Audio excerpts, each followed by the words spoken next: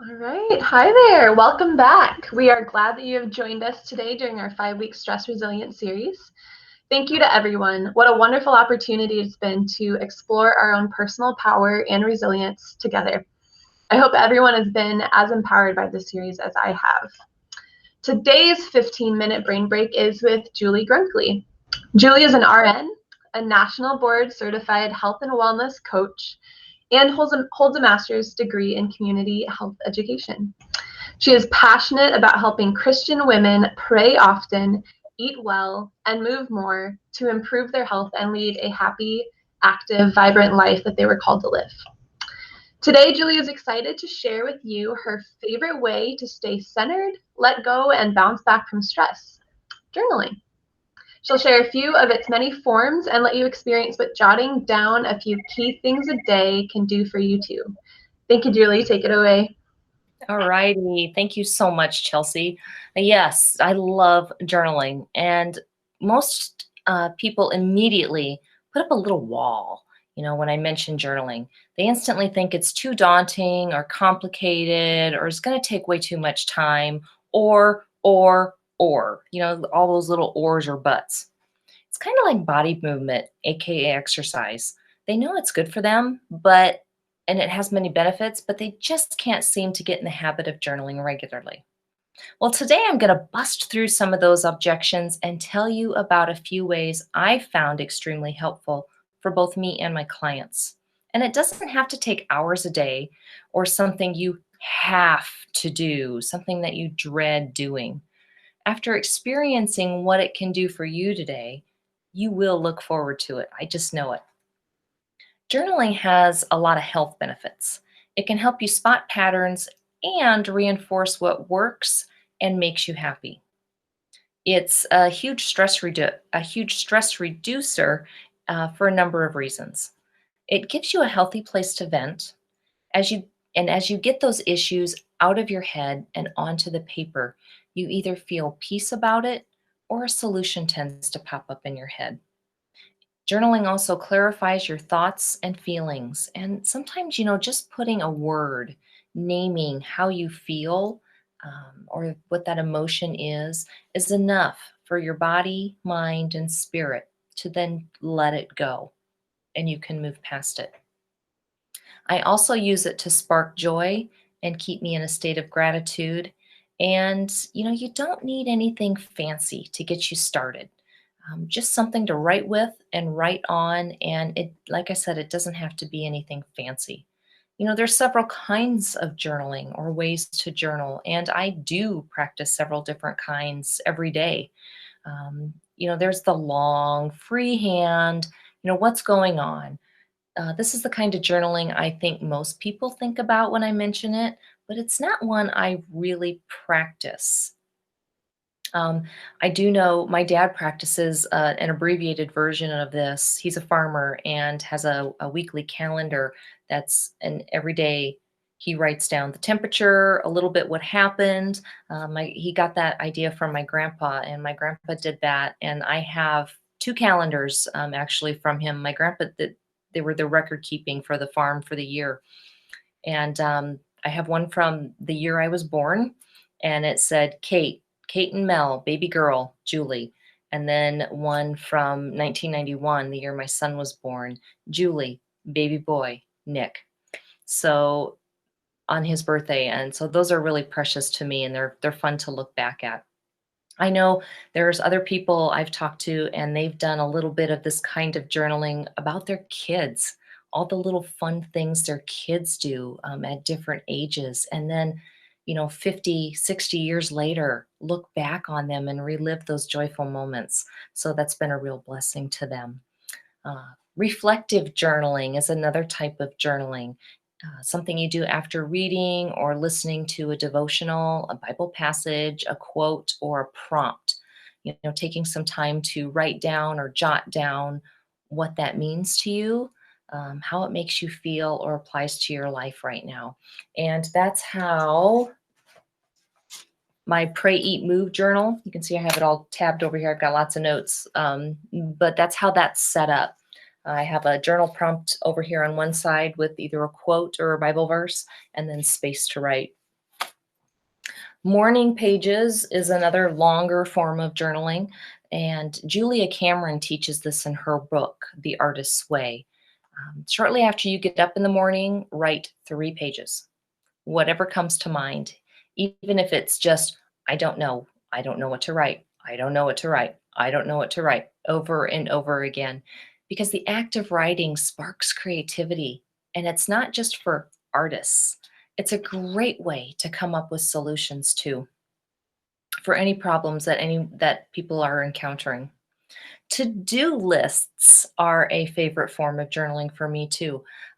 They Our brains can only remember so much, and getting it out of our heads and onto the paper allows our brains to focus on the task at hand, because it doesn't have to think about remembering the other things we have to do. I like to do this in the evening when I get my coffee pot ready for the next morning, and then I review it first thing in the morning when I grab my first cup of coffee. And to make this one more powerful, I also use a different colored pen to cross items off, and then take some time at the end of the day to celebrate successes. There's nothing wrong with doing a happy dance when you do that too.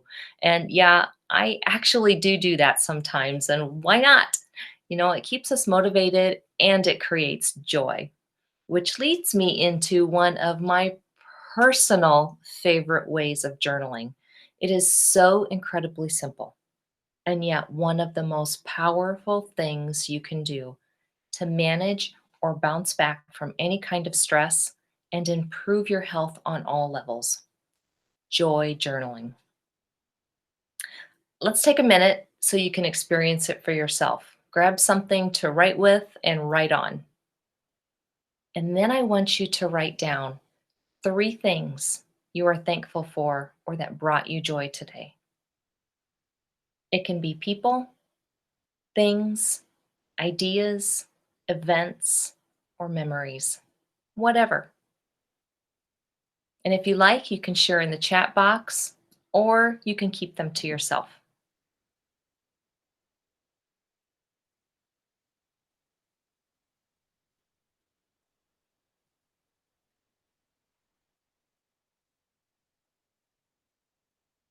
And now, after writing those things down, how do you feel? Feel free to share in the chat box if you like, or send me an email. I would love to hear about it. Now imagine if you did that every night before you went to bed, reliving those moments before drifting off to sleep, and then getting up in the morning and looking at them again. Adding to that list day after day. Right? Exactly. Oh, Chelsea just popped in with, read here in the chat, doggy snuggles. Oh, a warm shower and giving someone random joy by humming at work. Love it. Exactly. And that's exactly what joy journaling is. It's just writing those things down. But can you feel that joy bubbling up inside you?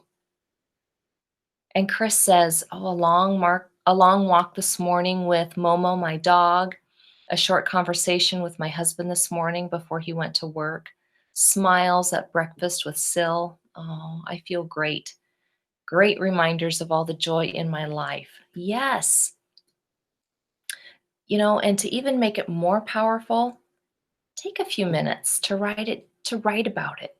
Fill it out a bit, flesh that out a bit, just a few sentences to tell that story. Damaris Pierce once said, "Gratitude is the ultimate drug. It feels wonderful, it's free, it's legal, has no side effects." And who doesn't want more of that, especially this year? Even with everything that's happened, there's really a lot to be thankful for. Sometimes we just need to be reminded of it and recognize it. I am really so thankful for all of you. In tomorrow's recap email, I'll include a few links about journaling, as well as a link to sign up for my free journaling guide if you don't already have it. I also cover a few more kinds of journaling in there, like record keeping. And that's a great way if you're trying to create new habits, something great to do, as well as what I call conversations with God. And it's a combination of many kinds of journaling and one I do almost every day that boosts my productivity and gets me off to a great start and keeps me on track. One way to ensure that I continue to enjoy the journey. Are there any questions? See it, check back in the chat box here. Oh, Chelsea says it warms my body to think about it, and it does. We get those warm fuzzies when we experience joy, and we were meant to experience joy. So, any other questions? I have a question. I love that you made the list a journal, a way to journal. I actually have never really thought of my list as a way to journal a little bit. I mean, so I appreciate that. Thank you. I guess I don't really have a question. That's all right. That's all right. Yeah. And I didn't think about that as a way to journal until recently. And I'm like, well, yeah, I'm getting all this stuff out of my head. I'm prioritizing. I'm coming up with solutions on how I want to do things. That's what journaling helps me to do, helps to clarify things and set a clear path. So, yeah. Thanks, Chris. Yeah. I love too that there's so many ways to do it. So different days, different ways, different people, different ways, different moods, different ways. Yeah, everything's acceptable. Exactly. And there's not just one way. I love that. I love the freedom of that. Yeah, there's no wrong way. It's just putting the pen to the paper. Yeah. Yeah. Yeah. All right. Well, thank you so much, Julie. Yes. So yeah, just a reminder to be on the lookout for video recordings of today's session, journaling articles, just as Julie said, and a link to sign up for Julie's free journaling guide. We'll also be sending out, again, a brief survey about the series. We want your feedback and what you want more of. And just as another reminder, I will be conducting a 4-week keto reset series beginning January 20th. So I will send a link to that as well as one-on-one coaching session offers too. Again, thank you all so much for joining us during this series. We hope you leave this part of the journey with courage to go about what lies ahead, and hopefully with a few more tools in your toolbox to make it an empowered journey. Thank you again. Thanks, Bye, everyone. Thank you. Bye. Thank you.